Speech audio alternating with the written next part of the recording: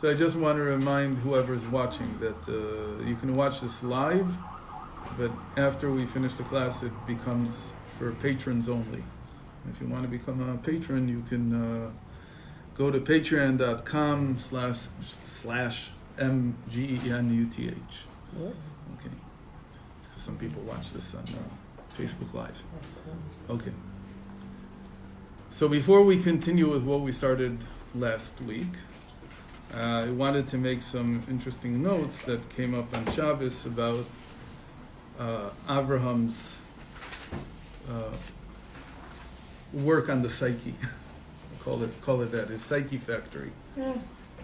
So we talked about this about half a year ago. We talked about the fact that Abraham, he was the first person to mint coins. And we said that the minting the coins here is really a symbol for Abraham beginning to set up what we call the super consciousness, the crown. And we said that the culmination was by Yosef. The Yosef added to it 2 more levels. Abraham made 1 level, and Yosef added 2 more levels. And altogether we then have the 3 heads in the crown. By which we mean psychologically that a person is not just governed by his conscious emotions and thoughts and motivations. He's also governed and motivated by forces that are not conscious. So call it secular psychology, they call this the subconscious or the unconscious. Which is true. There is a subconscious, and subconscious is a very good term for the animal soul's hidden motivations. It has some beliefs that it believes in that are hidden, they're not conscious all the time, but they come up. And sometimes things are repressed or suppressed and find their way into these hidden recesses of the animal soul. And so we're governed by forces that we're not always entirely aware of. But Abraham and the whole Jewish project is that a person should be governed by higher beliefs, higher motivations. Not those that come from the animal soul, but those that come from the divine soul. So basically building the divine soul requires that we also build a crown to that soul, that there are concealed or supernal motivations and forces that drive us to a higher cause, to a higher end. That's the crown. And Avram, being the first Jew, he begins to build that. Meaning he discovered it. When it says that Hashem shone on him, like Yitzitz alav ba'al bira, Hashem appeared to him. So what we mean, of course, is that he got a glimpse of this higher realm. He got a glimpse of the crown. And when he wanted to convert the whole world to this, it's not conversion in the sense of I'm going to change just the way you think. But I would like to be able to give you higher motivations. I would like you to be able to function out of your own will.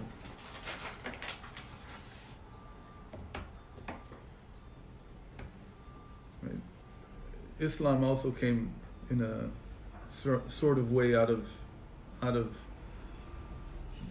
the monotheism that we have, in a certain way. But they declare that the motivation can be your fear of dying.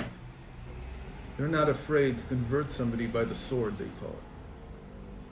They say that we can motivate you just by placing a sword over your head and saying, if you don't act in a certain way, you better be motivated to act the right way, because if you don't, we're going to kill you. So that's conversion by force. And the Yiddishkeit doesn't believe in that, really.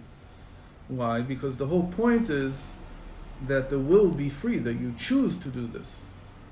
But that's not contradictory to saying that you have certain faiths, that you believe in certain things. You choose to believe in them. But just the fact that I believe in something doesn't necessarily mean that I'm conscious of it all the time. Exactly, that's what we've been saying all along, that the motivation here is hidden from me. It's concealed most of the time. It's not conscious. It's my higher intellect, my crown, okay? The higher forces of my soul, of my psyche, that are not there present all the time, but they're acting to motivate me. So Avraham saw this suddenly. He saw the will, what we call in the end the will. That's the part of the crown that Avraham built. And that's why in early Jewish philosophy, Avraham is called Sechel HaNe'elam Mikol Rayon, the intellect that is hidden from all consciousness. Which intellect is this? So in Kabbalah and in Hasidus especially, it's explained that this is the lower head of the crown, which we call, as you all know, will. Right? That's the lower head of the three heads of the crown: will, pleasure, and faith. Does that mean Yosef built the faith? We talked that he built faith and pleasure. Right. The Tanug especially. Yosef was very connected to building the pleasure.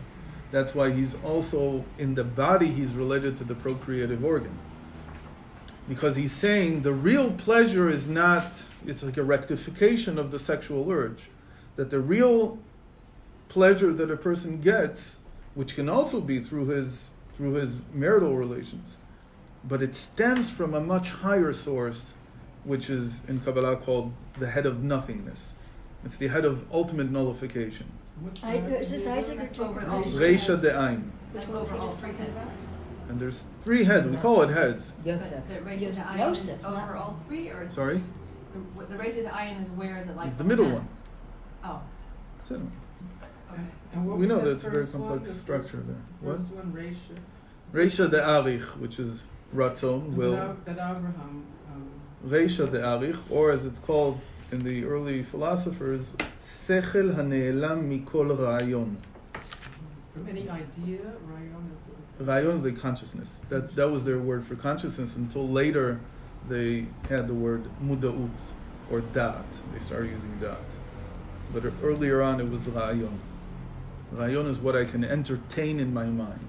I have people today will translate the word Rayon in modern Hebrew to idea. But really what it means is something that appears in my mind. So it's my consciousness. With an ayin or a. With an ayin. Reisha to Ayin is which will? No. Reisha the ayin is the pleasure. It's the middle head. And the unknowable head is faith. The one that's above all. Okay. So why are we saying this? Because Avraham, what was his gear? What was his conversion? What did it consist of? It consisted of revealing to you that you had higher motivations.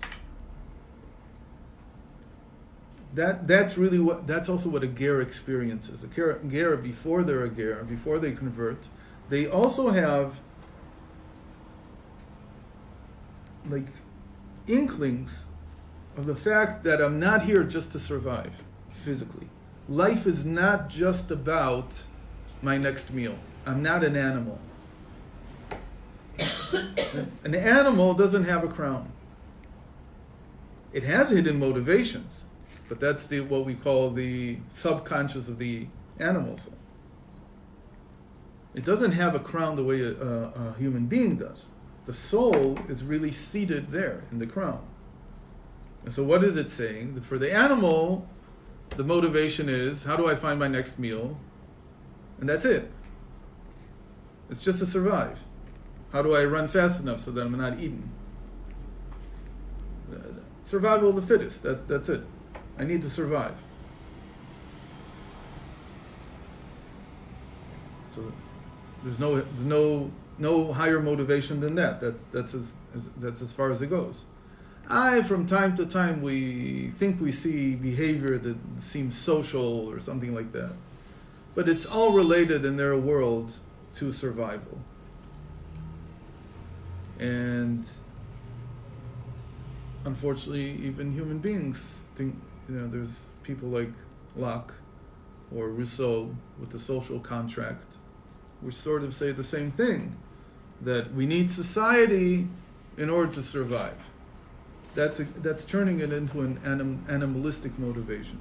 The real motivation for society is Gadol Havaya Be'ir Elokeinu, that God is great in the congregation of people, in a city, where thoughts are exchanged, where people develop their intellect, where they develop their higher faculties. They're not about survival. And higher than everything is Abraham's great motivation, which is to do loving kindness.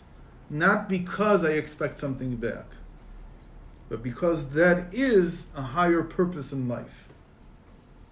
So he wanted to develop this in people. He wanted people to understand this, to have these higher motivations. So he wanted to build for them a super consciousness. He wanted to convert them by opening them up to their higher motivations, which are above the consciousness.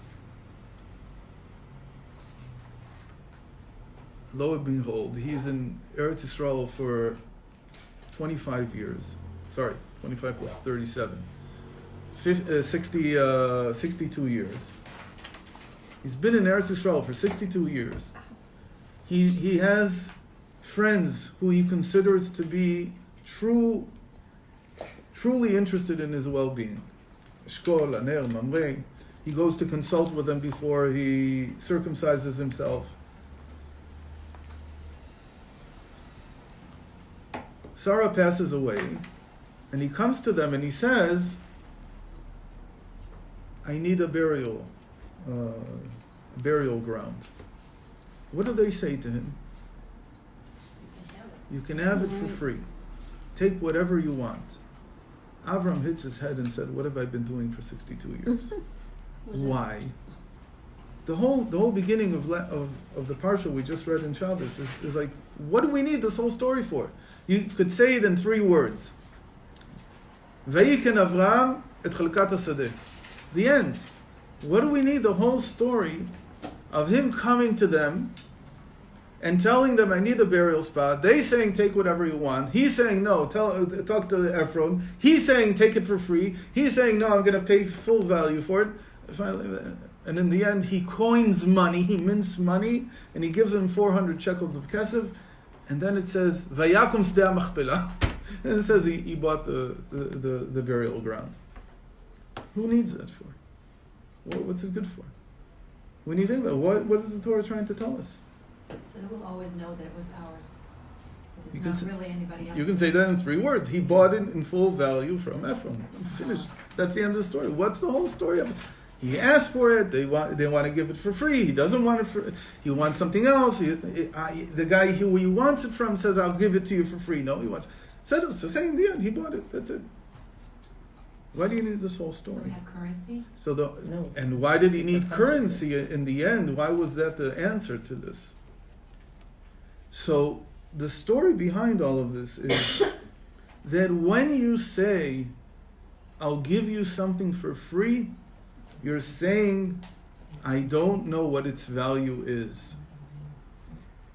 You're saying, I have no ability to create in my mind some kind of hierarchy of values. I have no idea how to create, now I'm looking for the English word, which is why I'm saying this sentence quite awkwardly, Seder Adifuyot. What is the order? Prioritization. How do I prioritize? Mm-hmm. What's more important to me than what else? Until you can't put a value on things, you don't understand what you want to That's, do. then what Right about order. triage in medicine? yeah, Come on, that's sure. much more important. You can't use money for that. Hold on, let's see. Hold on. We're way ahead. If everything is for free, there is no will.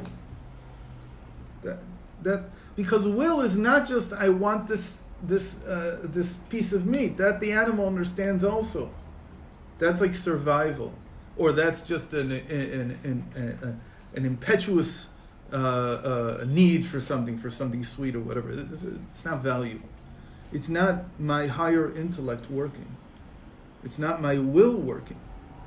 It's just my base instincts working.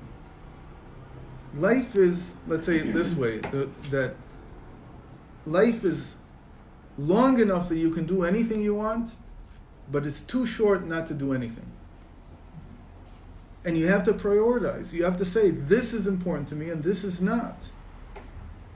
So And we do it it's an every amazing moment. thing that How can- that Are you saying we have no inherent ability to do we that? do, because we have a super But you consciousness. said before. I'm you saying just- that when he came he to the did it. Canaanites there, after 62 years of living with them, they didn't chop yet the most basic part of what it means to be godly, which is to have a will. And a will, by definition, has to be prioritized. You don't know what you want until you can't have it all. If you can have it all, you don't know what you want. It means nothing to you. Is that why socialism is no good? Sorry? Is that why socialism is no good? Because it's all for It takes away your will. Well, In a different way. Then not everything is for free, everything costs, but theoretically, it doesn't matter what you want.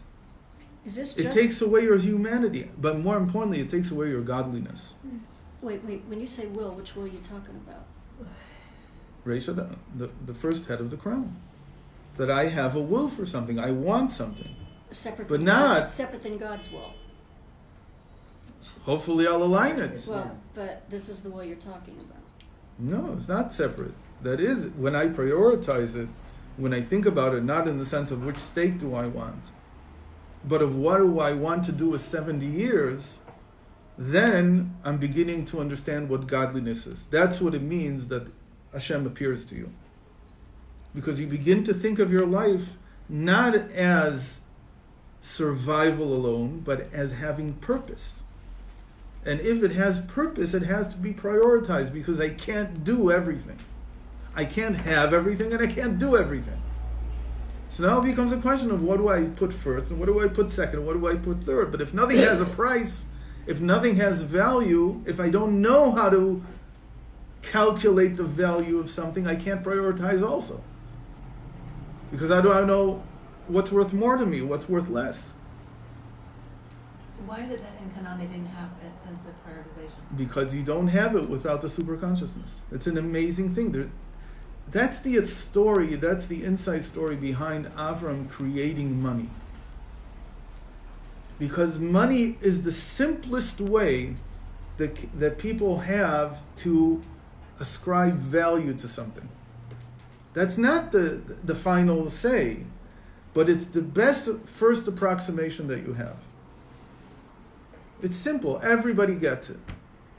Does that mean that they just didn't believe in God, or they had no sense of divinity? That means that you don't have an understanding of God yet. Without money, Without value. without value. Money is the simplest way to connect something with its value. That's all it is. You don't live for it, but it's a way of reckoning. It's a way of doing the calculation. If you don't have money, you could have something else. What else did they not have? They didn't have a sense of time, of the passage of time. This is an amazing thing that the sages say. They say that before Avraham, nobody was old. Nobody came to old age. What did that mean? That all your days were the same. You did not know that life was ending. You could not know. There was no way for you to know. Because the way your body was when you were 20 was how your body was on the day you passed away. There was no illness. No aging. That started much later. There was no illness yet. There was no aging. What? You could say that the simple reason would be, here's Not always illness. here's a simple way of figuring it out. If people only lived to the age of 30, so obviously all their days were the same, because you don't feel the difference between your body when you're 20 and when you're 30. That's if they lived to 30. But the Torah said, but safe to say it was much deeper. And again, I don't know if they're talking about the reality of things, or they're talking about how people were conscious of things. It doesn't really matter which one they're talking about. But in the end, people did not have an awareness of limited time. They didn't understand this simple principle that I don't have all the time in the world. That's a whole lot easier to understand than money. Because that's something to be. Okay, both of them come from Avram. But often to create money, there was money before. There was money beforehand. We talked about what the difference was.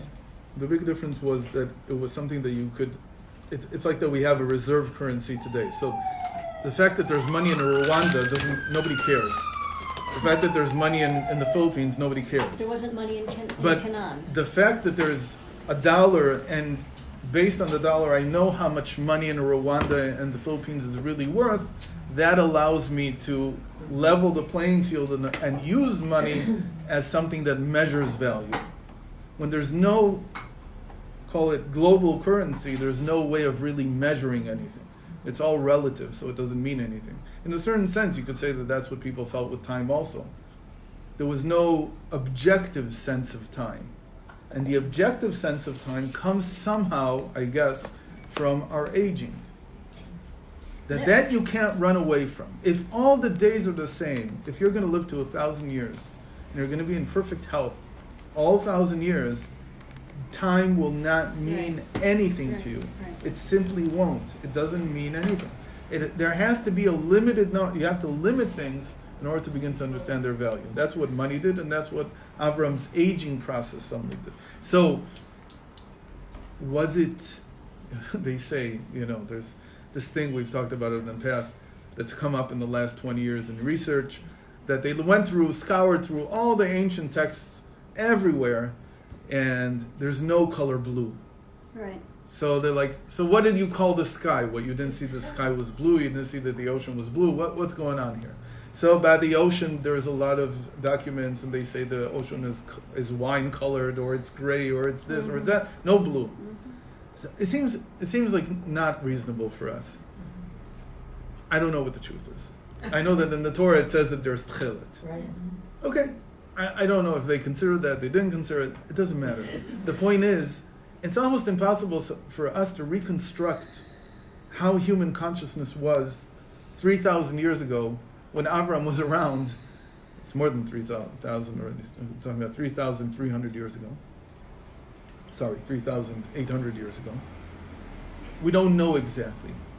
So it could be that Avram was the first one to notice aging. There was always aging, but nobody got it. Nobody understood what was going on. I don't know why. I don't understand. I don't know what consciousness was like. I can't go back. I can't anachronistically. Were lifespan shorter after Abraham? Lifespans also got shorter, but that wasn't the point. That was also true. But they say that until Avram, nobody aged. There was no sign that you were aging. So does that mean that physically there was no aging? Does it mean that consciously people didn't get the process? Let's say a chimpanzee is growing old. Do they understand that they're growing old? No, they don't get it. So was consciousness back then at that? It sounds crazy to us, but it's not more crazy than that people didn't have the name for blue. That's also just out there. Okay? Why are you calling it superconsciousness? Because I'm adding to you a whole. It's not in your consciousness. It's not. You're not aware of value. You don't look at things. So this and, is what and a dollar amount This shows is up. what established superconsciousness. Right. So Avram built it. And how does this fit with being given the mitzvah about time so much further in, that this really established time before we were given the mitzvah? So before then, the meaning of time was probably different. They understood day and night, but it might be that the larger perspective of what a human lifespan is wasn't fully understood. wasn't in people's So you're consciousness. talking about a different concept of time. Do you mind turning the light on? I can actually see something. Okay. So Avram sees that their willingness to give him things for free, to him means that I have not yet brought super consciousness down into consciousness. People are not aware of this. They don't understand this. They're not prioritizing. They don't understand the meaning of value. And if you don't have values, you don't have God. Period. What you're talking about is survival. That's idolatry. What does idolatry do? It says, I need rain now. The one I need rain from is not the one I needed sun from. It's somebody else. Because that's what I see right now. Yeah. But the way you're saying it, that Ephron didn't have a sense of value. To me, it always seemed this was this clever bargaining technique. That's for us. That's how we anachronistically read it. Do you think he was just so innocent that he wanted to give it because he was generous? They did the same thing. Everybody there is bargaining? But Could then be. he wanted a huge amount of money for it. just shows that he doesn't understand the meaning of value. That was exactly the joke. Like he says, how much is this worth? I've got this, you come to this primitive culture, and they've got these, they've got, I don't know, diamonds for sand. They don't because they don't even know what it means. So like, I want to buy this from you. I said, take it for free. We don't need it. He says, no, it's I want you to tell me what it costs. What it costs? Okay, 500 cows. So for them, it's like, what? What's the connection? It's not worth anything for them. They don't get it. So 500 cows is like telling you the same thing. It's free, and there's 500 cows for each one of these.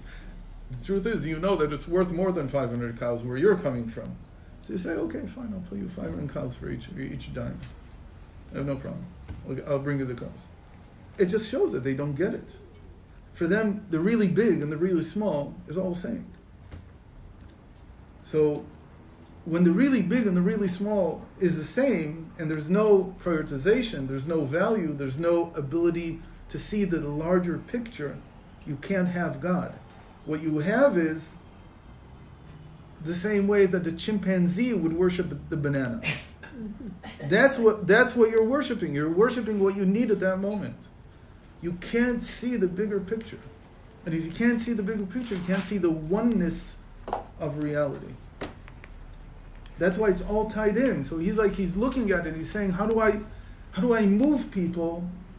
Which really means, how do I develop their consciousness to the point where they can appreciate that their life is not infinite, that every moment counts, that everything has value, and I need to prioritize. I can't do everything. And the truth is that we live this way still. So we have a super consciousness, but we don't take advantage of it. What do I mean we don't take advantage? I don't take advantage of it, so I'm pretty sure that most people... How can you say that? How can You I say prioritize that? I don't prioritize. I So. prioritize partially. Yeah. The fact that I'm not here on time is a sign, is one of the best You signs. prioritized, you don't have to be. No, I didn't prioritize that I don't have to. It's very important, you understand. Yeah. It's the most important thing I do all week.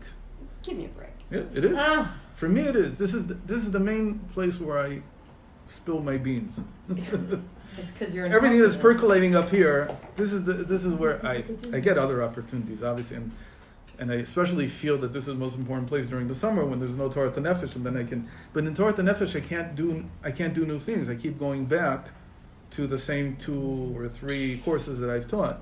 So I have to add things there, but you can't really add whole new ideas. An idea like this, I can only say here. So this is tremendously important to me. But why am I not here on time? Because I'm not using my will. I'm not prioritizing the right way. But the circumstance. You're Is it because your right, will it's is not strong traffic, enough? come on. No, that's the Well, it's excuses. because the will is not developed enough? Right. It's not developed enough. How do you develop your will?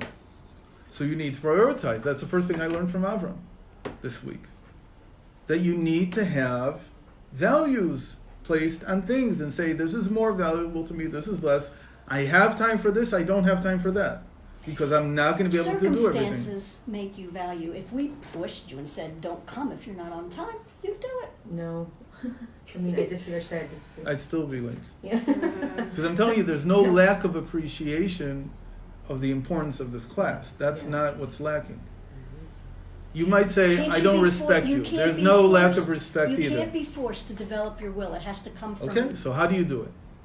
So what do you do? So strangely enough, what I'm feeling is that nowadays everybody is working this either one way or another on developing their will. That's what they call coaching. Yeah. Coaching in a nutshell is what do you want? And how are you going to devise a plan, prioritize, so that you can attain what you want? Yeah, because that's where most people are That's the stuck. million dollar Why are we question. stuck? Because it's super conscious. You need somebody to help you bring it down. There are all kinds of methods for helping you understand what do you want. We just read this a couple of weeks ago, or 3 weeks ago, or 3 classes ago, and I told you the background story that I don't remember what the background of the background was, but Rav Ginsburg wrote the Rebbe about some question. The Rebbe's answer was, you have to make sure you know what you want. If you know what you want, things will fall into place. And so sorry. So you said in terms of Abraham wanting to develop their consciousness, every moment counts, you need to prioritize. How does this lead into the oneness of everything? How will not doing those things Yeah, you haven't gotten help there them yet. understand oneness? The crown is the appreciation of oneness. Meaning, like I said, if you don't have a crown, if you can't prioritize, if you can't see a bigger picture, which says, I can't do everything, but I want to do something, I want to have a higher purpose, then the other option is the animalistic option, which is I worship the banana. Those are the two options in extreme. But the moment that you begin to understand that my life is about something, which would pain the chimpanzee to hear. It pains certain people, brutes, to hear this. That your life is not just about the next meal. It's not about how sweet your ride is, as they say in America. Whether you're going to be in what? That's why people are so depressed. Of course. Where does the oneness, the appreciation of oneness come into? It's a It definition. begins to appear to you when you see life as a whole. When you begin to understand your moments as joined together into one greater project. Because that's what Hashem is. Hashem is how everything is one. Hashem is not telling me you're mistaken in thinking that there are 10 people in this room. That is a gross mistake. Hopefully there's 10. There's 11. No, there's 10. Baruch Hashem. There's 10. So, that's not my mistake. My mistake is thinking that each one is an island to himself. That there's no connection and this is not all going somewhere. I make the same mistake in my life by thinking about the moments of my life as separate, which is, you said before, why people are depressed, which was why people have no clue what they did last year. I have no clue what I did yesterday. Me either. Why? Because my moments are not joined. That's, by the way, the meaning of Chayei Sarah. That the light, that it says before and after, and they taught us on Shabbos, the Simcha Bunim of Shischa has a beautiful Torah on this, that he says, why is the first word Vayihiyu, which is a palindrome? You can read it backwards and forwards the same, because she could see backwards and forwards with the same clarity. Meaning she knew exactly what she had done when she was 7. She knew exactly what she had done when she was 20. She knew exactly what she had done when she was 100. When she passed away at 127, she came with, like Avram later, with all her days. She knew what she had done on every single day because life was a project. It wasn't a collection of disparate moments, discrete moments in time. It was a continuous effort to attain something. So when you have this goal, that's the first approximation, at least, the very first approximation that the psyche needs in order to begin to understand oneness, what oneness means, which is the bringing together of everything under one roof, under one purpose, under one goal. If you can't do that, then you don't understand God. What you understand is the banana. You're looking at a collection of bananas in your life, and you're calling them God, but it's not. Does it mean I can always attain what I want? No, not at all. I'm not the Baal Bayit. I don't have the ability to force reality to act the way I want it to. But I, from my psychological standpoint, have to have a plan. And when I have a plan, the plan brings out my will. It defines my will. A will is like any muscle. If you don't use it, it stagnates. It putrefies. It doesn't work. It weakens. And it's very hard to have a plan these days, You have to. even if you know you can't do That's it. And the I next keep 24 saying hours. this. I keep saying this thing that the Rav Steinsaltz told me, that the Rebbe had a plan for another 30 years of his life. Because he knew he needed. He knew. So Because just he had to worked buy with into his it. will every Yeah. single day. There was not a day that passed by that he didn't continue to develop his will. And the will means that I know better what the plan is today than I knew what it was yesterday. Why? Because, first of all, reality has shown me a few things. I've learned a few lessons. But more importantly, I'm further along and I know where I want to go. But the plan can change, right? It doesn't changes have- all the time. Right, right. It has to It change. does. We're not God. We don't decide how it's going to turn out. But we have to make the effort to take it in a certain direction. And when we can, so that's what we learned about, you have to start a new line. But sometimes you have to give up on the straw, even though it's your only hope, and you have to start something new, a new plan, entirely new plan. You try not to get to these places because they require tremendous effort.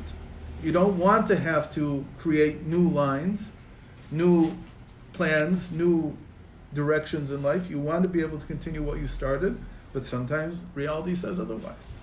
Because in the end, Hashem decides. So the plan is always very dynamic. Wouldn't Noah have accomplished this with having created the plow? And that seems like a plan and It's a little bit more of a plan. contribution. Yeah, it's a little bit more of a An plan. idea of age and the Uh, flood stopped. an Now idea what are of we gonna time. do? Let's prepare. An idea of time. Prepare.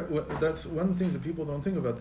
The plow. More what you're saying is very deep. It's, Mhm, that the mhm. plow is not just a technical instrument. Mhm. The plow is a change in how you appreciate time. That's what But it's external time still. It's not your time. money is Oh, not come an on. external. Money is not external. If you don't decide how things grow. No, no, because that's nature's time. It's not my time. It's not my plan. Okay? My plan is about my time. Is the appreciation of my It passing, involves more of you. the appreciation of my life, not the natural life out there. I got it. That, Thank which is very important. The life out there gives you some indication, but it's not yet what Avram is talking about. Avram is talking about even if you're not a farmer, you can appreciate every moment that passes because you're the timekeeper. How about the women who wanted to repopulate the world? Didn't they know that things were important? I guess that's still nature and I don't know. circumstances. We have to think about it. Plow, It's, what did the plow do? Just connects with time? The plow gave some inkling that there was time passing outside, right? Animals, one of the things they don't do is they don't plow. They don't prepare in the sense of understanding that I have to do certain actions. The closest thing we have is like the hoarders, and the ones preparing for winter. But it's not an instrument yet. They don't really get it yet. It's still, call it a very vadud, very shallow step into the river of time. They still don't get it. They have some inkling that winter is coming. They understand, but it's like an instinct. Instinct, right? The plow is a change in how we appreciate nature. It's saying that, and when did it happen? By the way, here's a problem. Here's a tremendous problem. That maybe this was what caused Noah to do it. By the way, a big realization that I had this year that I didn't know until I think I talked about this last week They did after was the that it was flood. after the flood, and then it makes sense because then there are seasons. Mm. Interesting. You couldn't make a plow before the flood. Mm. So again, how do you read the Torah? Is the Torah telling me there were no seasons before, or is the Torah telling me human consciousness did Didn't not perceive. appreciate seasons yet? So why did That's animal where products So not we make believe that the Torah is talking about something that's an actual reality. But even if I wasn't a literalist, which I am, where I have to be because there are certain rules where you have to become literal, and this is one of the places, because we base a lot of halachas based on that verse that says that there were now 6 seasons in the year, not just 4 but 6. So even if I wasn't a literalist, I could still interpret the Torah as telling me here that before the flood, man had no appreciation of time in nature, and therefore could not think of preparing a field for the coming rains. That wasn't part of couldn't think about that. He didn't realize that yet. And after the flood comes Noah, because there's this new realization, he says, well, if we're going to prepare a field, because it's going to rain in 2 months, let's have an instrument that helps us do it quickly, because we don't have a lot of time. Okay? There's an X amount of time. There's limited time until it begins to rain. And then it makes sense that the Tower of Babel got constructed because they ran out of, they're thinking now they gotta do things in time and God and needing to answer these Could be that the questions. Tower of Babylon, in this sense, by the way, it could be that the Tower of Babylon was a reaction, as many times there Right. are, to these changes in consciousness. Huh. Coming and saying, that's bad, don't do that, because you should live as if all your days are the same, which is what they, that's What? the type, because that's the type of unity they wanted. According to Hasidus, what they were trying to do was to bring us back into a state where there was no difference between things, less differentiation, or if you're right, less appreciation of the differences in time, and turning time back into a blob. Okay. Why do you think the introduction to carnivorous diet was introduced at that time? How did that affect our? These are so interesting. You've got to write them on. We're never going to finish anything. You're saying it's really it brings up a lot of thoughts. It's Yeah. like something that's very instrumental in getting our minds thinking about how do we appreciate time. So let's go back to Avram. Maybe to get your goals and have that oomph you get from a steak. Just in one sentence, clearly the hunter-gatherer Uh-huh, is like an animal.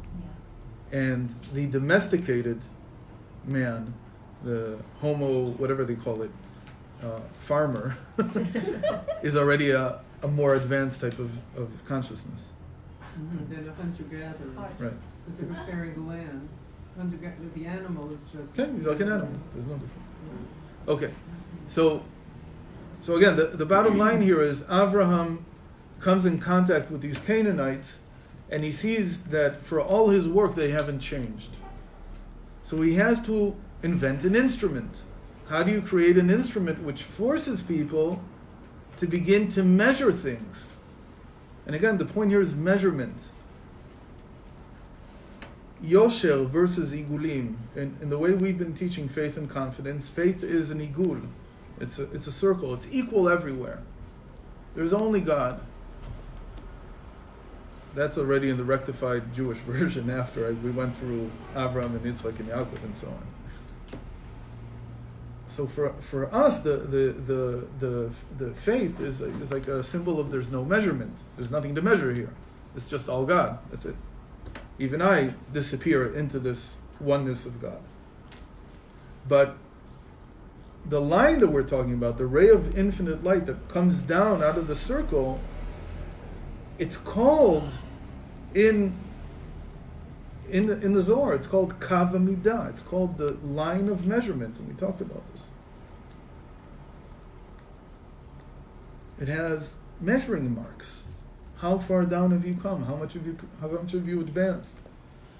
So what we're building here is a system for revealing what we want. And you can't know what you want until you meet reality head on, and you begin to understand that there's limited time, limited resource, limited energy, and I have to make a plan. And that plan, that meeting with reality and trying to fulfill that plan, fulfill your will, that's what brings your will into your consciousness from where it was above, where it was super conscious. It wasn't in my consciousness yet. I didn't understand it yet. So I don't understand what I want until I begin to measure things. So Avram has to invent an instrument of measurement. So the first instrument of measurement that he invents is money. And again, the point here is not that there wasn't any money before. There was, to some extent. But what Avram did was he created something that everything could be measured against. An absolute. Some kind of measuring stick that everybody could agree on. And how was he able to do this? Because people trusted him. Because they knew that whatever coin he was minting would always be the same amount. We know Feuerstick, everything would be the same.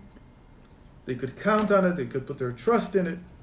And Abraham And from then on, and he had his picture on it, and he had the picture of his son on it. And from then on, that coin became something that instilled in the world the feeling that there's a way to measure things. And it's not all, call it, relative to the point of idolatry. Because really what idolatry does is it says there is no absolute way to measure. not saying that all relative things are idolatry by definition, but if your God is what you need at that moment, and you say that is God, that's idolatry. If you say this is how Hashem is revealing Himself to me at this moment, that's not idolatry anymore. It can be relative, but you have to have the line somewhere inside. You have to have the feeling that there's one thing connecting all of this, all these different permutations of God that I'm seeing, that this is all one big plan, it's all one big thing. If you don't have that, then it turns into idolatry.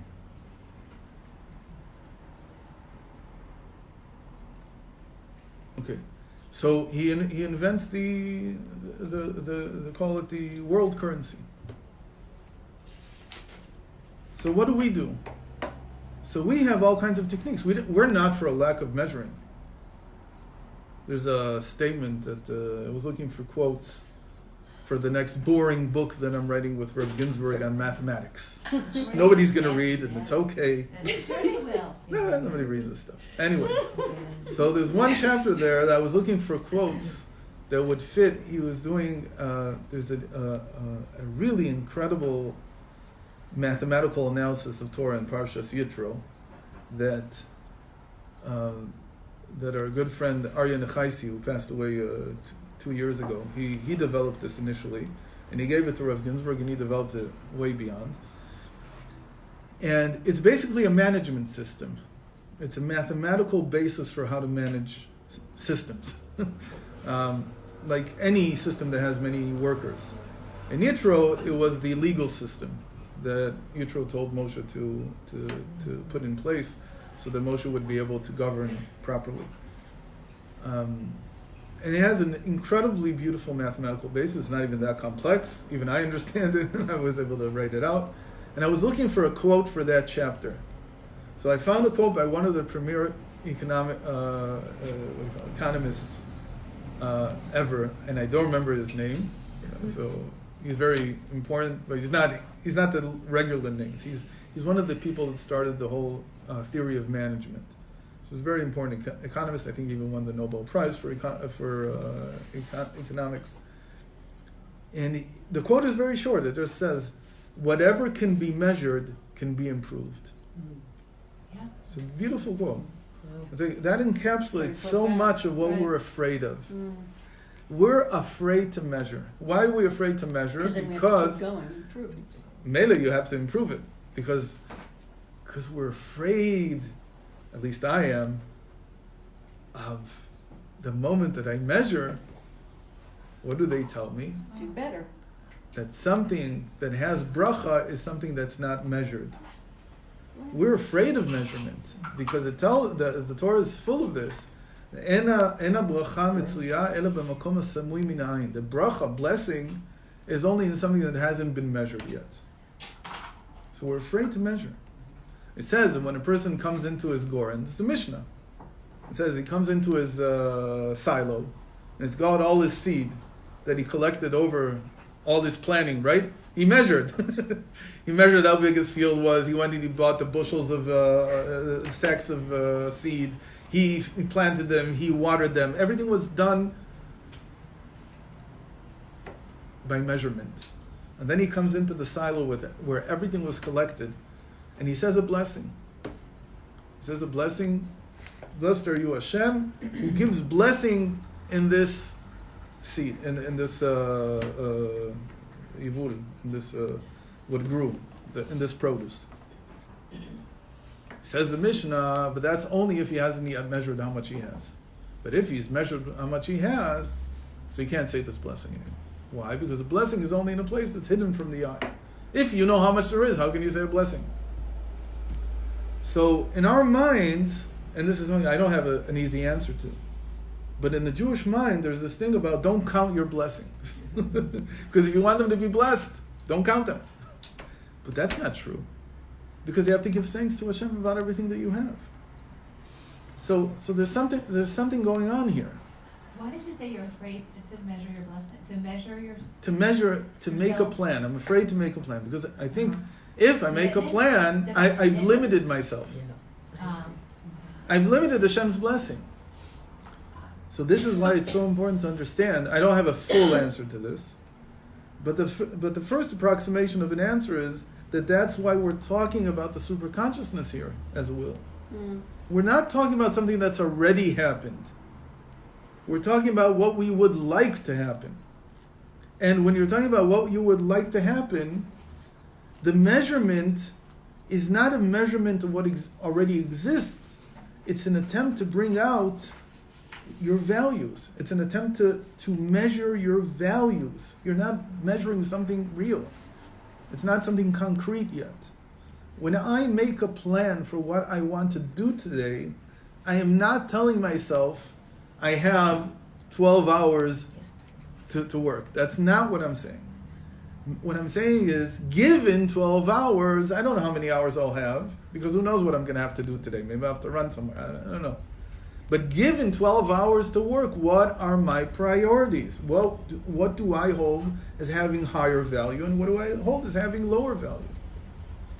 I don't have to complete everything I put on the list, but I need to prioritize what I put on the list.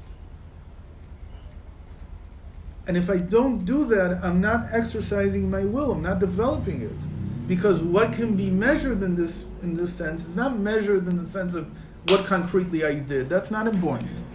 What is important is measuring the value that I ascribe to different acts, different things I could do today.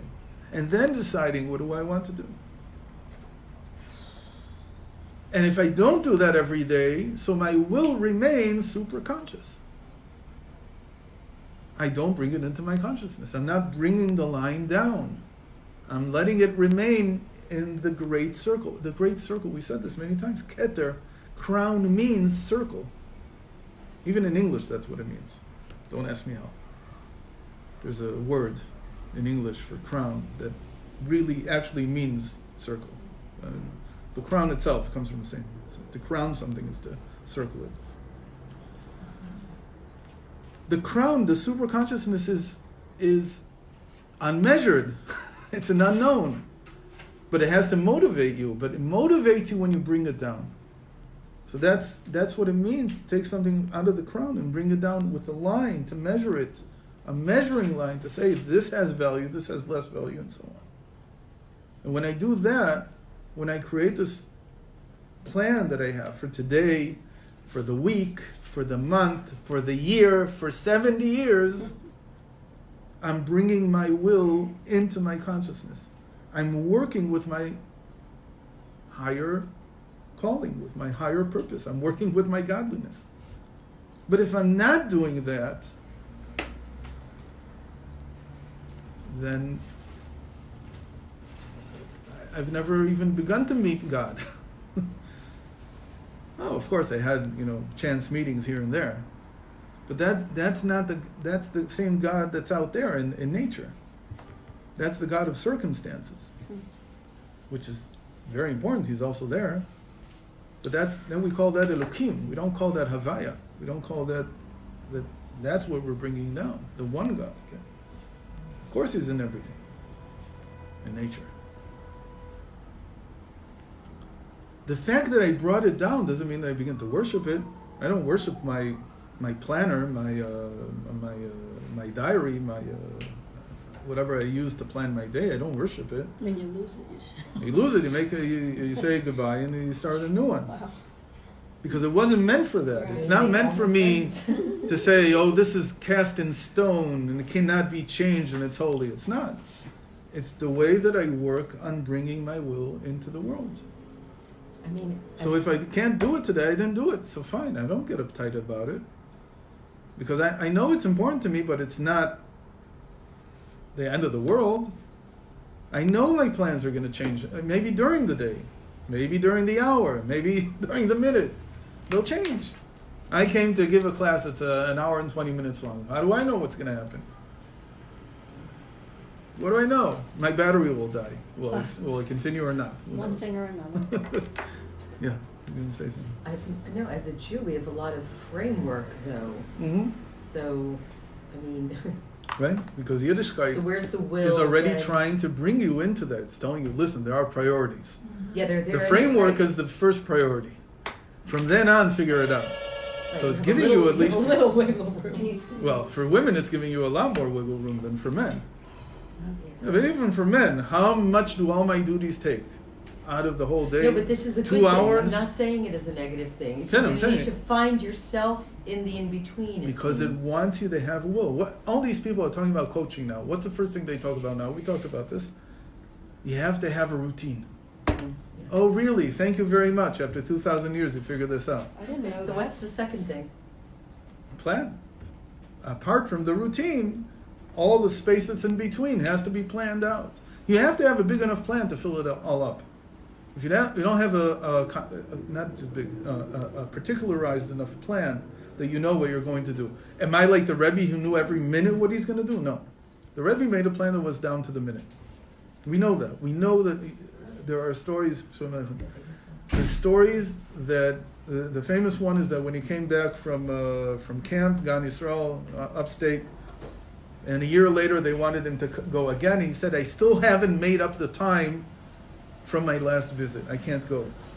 He was there for like 5 hours, 6 hours. Over a year, he was still making up 5-6 hours that had left. Apparently he didn't go. He didn't plan it in.